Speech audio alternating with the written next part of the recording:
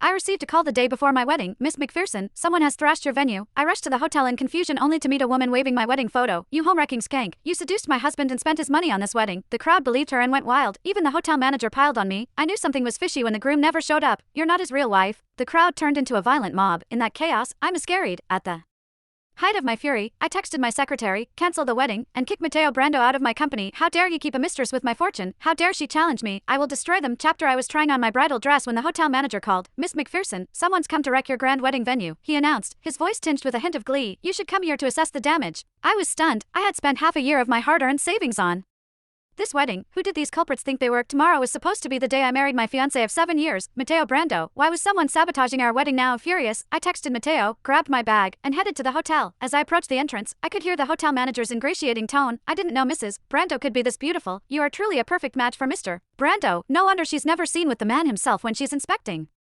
the preparations. She's not really who she claims to be, is she? Please give me your number, Mrs. Brando. I would love your support for the hotel's ventures and projects in the future. My heart skipped a beat. A woman with bewitching curves and long, wavy hair was holding the manager's business card. No problem, she replied. But first, I need to take care of a brazen vixen. I'll remember you helping me today. I strode into the venue. The flowers I had painstakingly arranged had been thrown to the floor.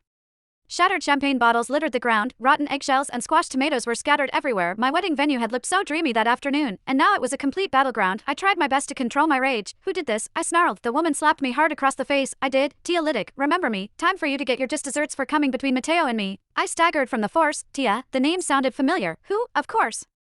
Matteo had once told me that one of his juniors had asked him for job connections. That was her name. I sneered. Matteo, you jackass. My dad had let him take over the company's leadership position temporarily because I got pregnant, but now he acted like he'd always owned his spot and title, and he had kept a mistress behind my back. Who the hell do you think you are? Tia shoved her phone in my face. It displayed a picture of her and Matteo in wedding attire. She pointed at another photo of Matteo and me welcoming guests at an event. No, you tell me who you are. I took this picture with my husband about half a year ago. How dare you seduce him? Tia barked. Seduce him? Ridiculous. I grabbed my phone, ready to call Matteo for an explanation. Tia snatched it away and threw it to the floor. Don't you know your place, homewrecker? Tia's voice was loud enough to draw a crowd. People gathered around, pointing fingers at me and whispering. I did a little research. The groom is Mr. Matteo from Lonbodo Inc. Young people nowadays will do anything for money and clout. Exactly. She's so beautiful. Why did he have to? The manager rushed to Tia, trying to soothe her. Don't be mad, Mrs. Brando. It's not good for your health. How about a stay in our presidential suite and a year's worth of free spa treatments? It'll help relieve your tension, I promise. Finally, he turned to me and said, sorry, Miss McPherson, but we're not hosting your wedding now. Chapter I laughed scornfully. Oh.